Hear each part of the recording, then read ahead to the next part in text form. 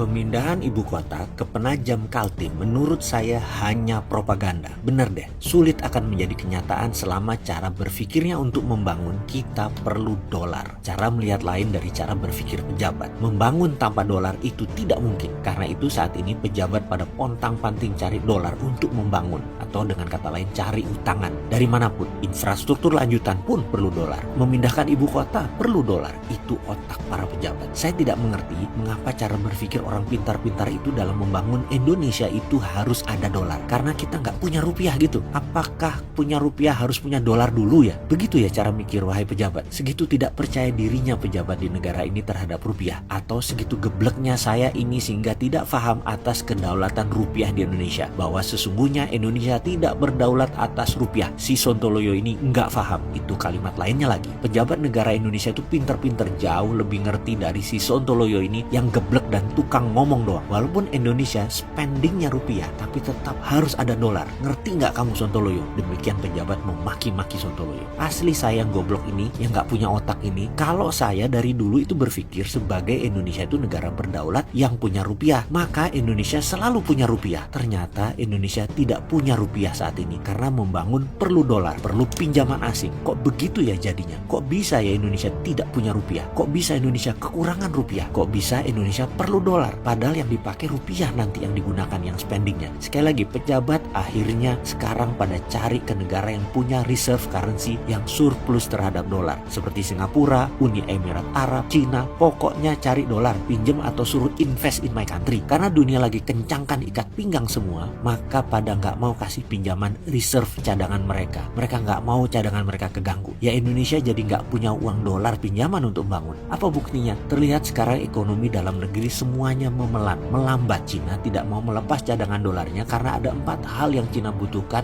dari dolar itu. Cina perlu cadangan dolarnya. Cina masih butuh obat-obatan atau medisin. Cina butuh makanan atau food untuk 1,5 miliar penduduknya. Cina butuh bahan baku atau raw material. Dan terakhir, Cina butuh energi. Keempatnya, Cina perlu dolar untuk impor 4 jenis barang vital tersebut. Arab mana mau minyaknya diberi pakai yuan. Eropa obat-obatan mana mau dibayar pakai yuan. Bahan baku mana ada yang mau dibayar pakai yuan. Dolar lah. Nanti dolar bisa beli kain ke India misalnya. Kalau kita jual batu bara pakai yuan, yuannya nggak laku buat beli kain ke India karena India nggak punya direct dagang dengan Cina. Kecil. Intinya tetap dolar yang banyak negara sekarang tahan atau pegang buat cadangan mereka. Jadi negeri 62 yang maha aneh yang harus membangun perlu dolar sekarang jadi bingung. Padahal si Sontoloyo sudah ingatkan, ya print aja rupiah pakai jaminan proyek. Nggak percaya. Sampai kapan dul ngene ngurus negara? Kapokmu kapan?